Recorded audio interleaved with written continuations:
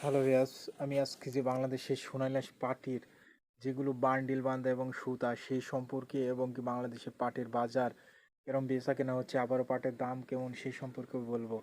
বর্তমান বাংলাদেশের যে পাটের বাজারটা একটু ভালোর দিকে আজকাল দেখছি আমরা। পাটের আবারও মিল মালিক ভাইরা আবারও গাড়ি লোড দিয়েছে, আবারও বলছে পাট কিনো। এখন পাটে আমরা বিদেশে রপ্তানি করার ব্যবস্থাপনা আমরা কয়েকটি জেলা জানতে পেরেছি, এবং কয়েকটি জেলার যে পাট সেগুলো আমরা অবশ্যই জানিয়ে দেব। বর্তমান বাংলাদেশের যে অবস্থা আমরা জানতে পাচ্ছি যে বাংলাদেশের সোনালী পাটের যে কোন জেলায় কত টাকা করে বাজার বেচা কেনা হচ্ছে সে সম্পর্কে আমি অবশ্যই জানাবো। বর্তমান বাংলাদেশের যে পাটের বাজারটা সেটা জানাবো।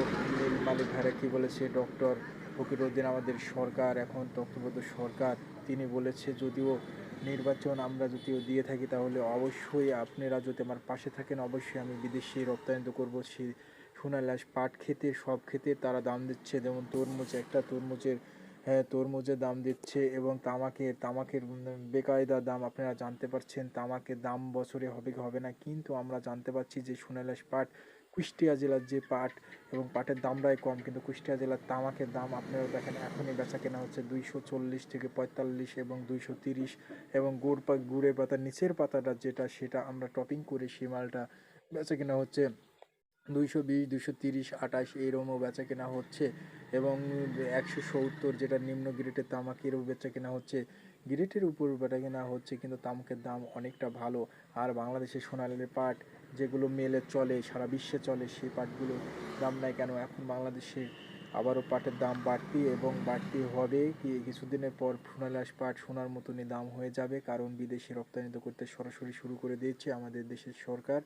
আরও বলেছে যদিও আপনি আমাদের সহযোগিতা করেন তাহলে আমরা ভালো পণ্য তৈরি করব সোনালী পাট দিয়ে। যেমন কুষ্টিয়া জেলার কিছুদিন পর আবার 200 টাকা কমে গেছিলো, এখন 200 টাকা থেকে 300 টাকা বৃদ্ধি পেয়েছে। ভালো মানের পাটটা 3200 থেকে 3250 পর্যন্ত বেচা কেনা হচ্ছে।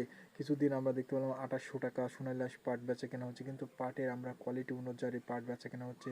চাচাদের মুখে হাসি ফুটছে, এবং পাট আবার সোনার মতন দাম হবে এ কথাও জানিয়েছে বাংলাদেশের সরকার। আরও জানিয়েছে আমরা যদি বিদেশি রপ্তানিটা করতে পারি তাহলে তোমাদের দেশে আমরা দাম দেবো না কেন। তিনি আরও বলেছে বাংলাদেশের যে এখন তত্ত্বাবধায়ক সরকার, আমরা এই দেশের সোনালী আঁশ দেবো, ও দেশের আমরা পণ্য নেব, কারণ আমরা খালি এক দেশে পড়ে থাকলে হবে না। বাংলাদেশের কুষ্টিয়া জেলার পাট এবং বাংলাদেশের পাবনা জেলার পাটের দাম আবারও বাড়লো। পাবনা জেলা যেটা 3600 3700 ছিল সেটা 3800, 3900, 4000 পর্যন্ত বেচা কেনা হচ্ছে। পাবনা জেলার পাটগুলো অনেক সুন্দর, পাটের দাম বাড়ছে।